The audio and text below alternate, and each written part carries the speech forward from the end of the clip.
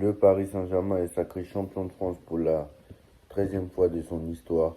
Le Paris Saint-Germain continue à être le plus grand club français de l'histoire. Et honnêtement, voilà, le Paris Saint-Germain, voilà, continue sur sa lancée. Voilà, le Paris Saint-Germain continue avec ce record de victoires consécutives.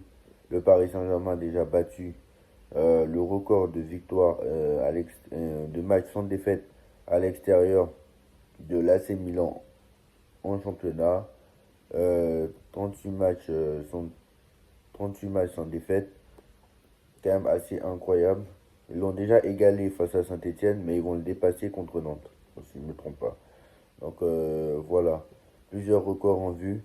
Le Paris Saint-Germain doit terminer le seul championnat invaincu. Donc il te reste Le Havre, il te reste Nantes, voilà. En sachant que là, il te reste, comme j'ai dit, le Havre à domicile, qui est dans les derniers, qui est 16e. Il te reste Nantes à l'extérieur, qui est 13e. Il te reste Nice, qui est 3e, si je ne me trompe pas, ou 4e. 5e. Il te reste Strasbourg, qui est une très très bonne équipe et qui pour moi va être peut-être la première équipe à faire tomber le PSG, qui est 7e. Mais Strasbourg, si on est qualifié, en cas de demi-finale pour le Paris Saint-Germain, le match de Strasbourg sera reporté, hein. Voilà. En cas de demi-finale pour le PSG, le match de Strasbourg sera reporté au 14 mai. Donc voilà. C'est l'information.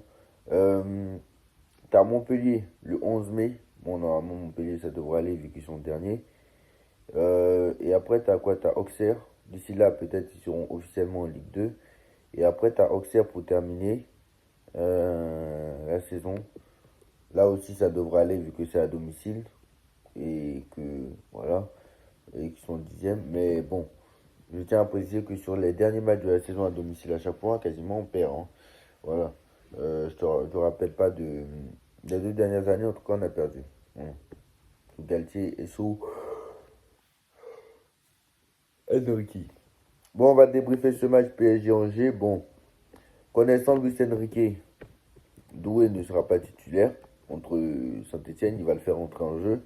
Et moi, pour moi, c'est dommage parce que le Fabien Ruiz, pour moi, il n'apporte rien.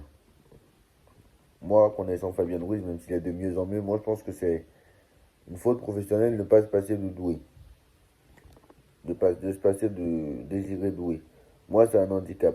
Et plutôt mettre Fabien Ruiz. Pour moi, c'est ça. Bon, Donnarumma, bon. Ce match, on va pas le débriefer parce que c'était un match où il fallait gagner et c'est tout. Tu étais déjà champion. On va pas parler des performances des joueurs. Franchement, en clean sheet. Voilà, ce soir, tu as joué au petit trot ce soir. Voilà. Tu as joué au petit trot cet après-midi. Donc, je ne vais pas débriefer ce match. Ça n'a aucune importance. Juste que Ramos, il a raté une grosse occasion et il prouve encore que le mec, il peut pas être titulaire dans un match. Doué, exceptionnel. Pour moi, c'est l'homme du match. Mais sinon, voilà. Et connaissant Luis Enrique, moi je la connais, hein, je vais la faire, hein, la compo de PSG Aston Villa. Dans les buts, ce sera Donnarumma, ça ne changera pas. À droite, ce sera Hakimi, à gauche, ce sera Mendes, donc ça ne changera pas.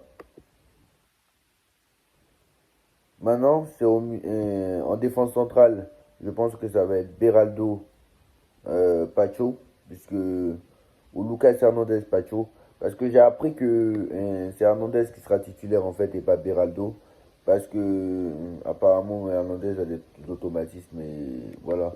Donc apparemment Hernandez serait là, parce que sinon Beraldo aurait joué ce soir, voilà.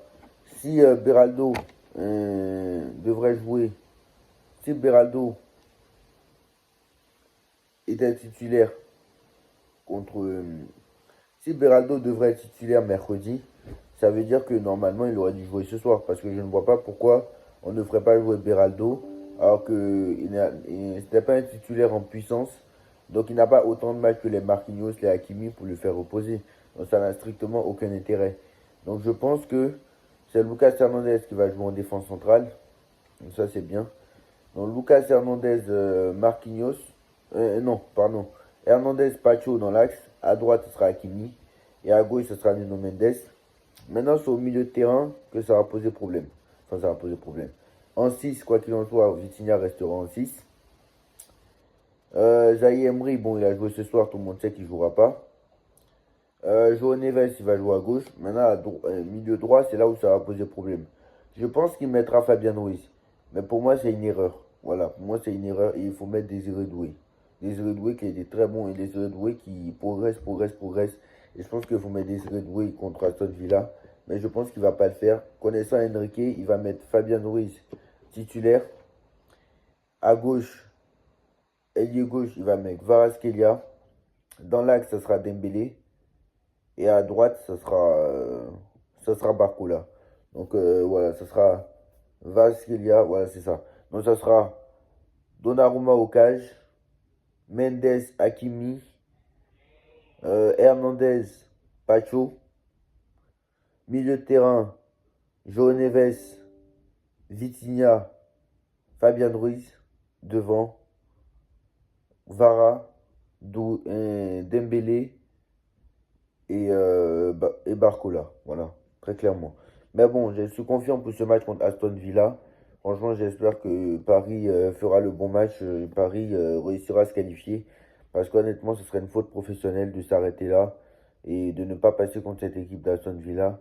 Aston Villa qui reste sur 5 victoires consécutives, hein, depuis que. Et quand même, le PSG a 24 points d'avance, hein. C'est une folie.